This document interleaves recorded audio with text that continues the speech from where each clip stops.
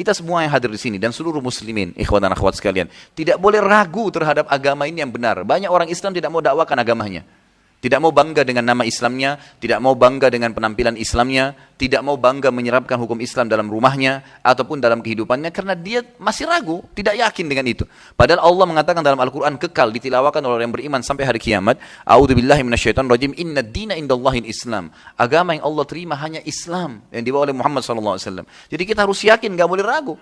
Ini benar nggak ya? Ada nggak orang begini dan seterusnya? Artinya, apakah benar Islam saja yang diterima? Apakah memang orang-orang lain betul kafir atau tidak? Nggak boleh ragu dengan masalah itu. Memang harus yakin.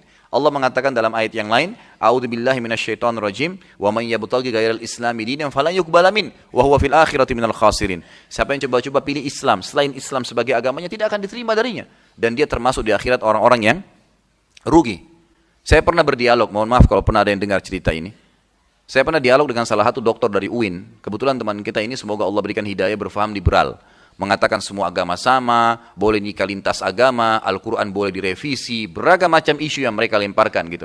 Syubhat yang membuat dirinya dan kaum muslimin jadi ragu. Bukan membangun keyakinan tapi malah membangun syubhat, keraguan-raguan gitu. Saya ingin tahu pendapat Anda pribadi. Bagaimana Anda memberikan kepada saya penjelasan ayat Al-Quran. Tidak usah pendapat ulama, tidak usah pendapat ahli tafsir, tidak usah datangkan kitabnya, Anda pribadi. Kalau faham bahasa Arab pasti faham artinya.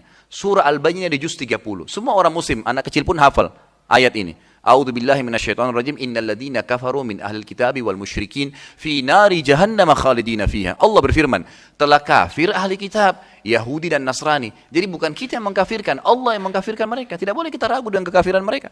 Ya gitu. Dan orang-orang musyrik dan mereka akan kekal dalam api neraka kalau mereka meninggal dalam keyakinan tersebut. Bagaimana pendapat Anda tentang ayat ini?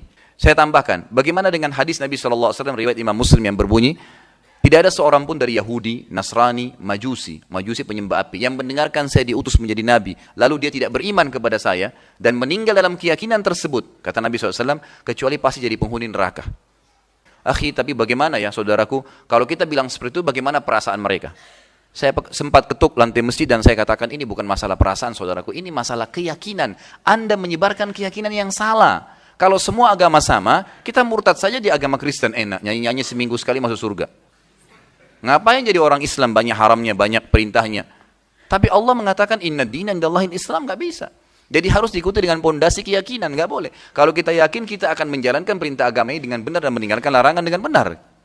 Semua yang dijanjikan dari surga benar, semua yang dijanjikan di neraka juga benar. Ini sedikit kronologis untuk menambah bagaimana kita harus meyakini apa yang Allah Subhanahu wa taala janjikan kita.